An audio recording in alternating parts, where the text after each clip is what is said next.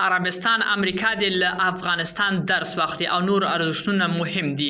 نور حال در سره په ویډیو کې وګورئ. په سلامونو محرکلی کوم امریکا له افغانستان درس واخلي او نور ارزښتونه دي درناوی وکړي. امریکا رسنۍ وایي چې سعودي عربستان چارواکو له بایدن د نورو هیوادونو ارزښتونو ته درناوی غوښتنه کړې ده. راپورونه وایي چې سعودي عربستان ولید محمد ابن سلیمان له جو بایدن سره په لیدنه کې ویلي چې امریکا د پر هر هیواد خپل ارزښتونه منلو پریکړه نه کوي. د په وینا هر هیواد ځان ته ځانګړي ارزښتونه لري او دوی ته اړتیا ده چې امریکا درناوی ورته وکړي.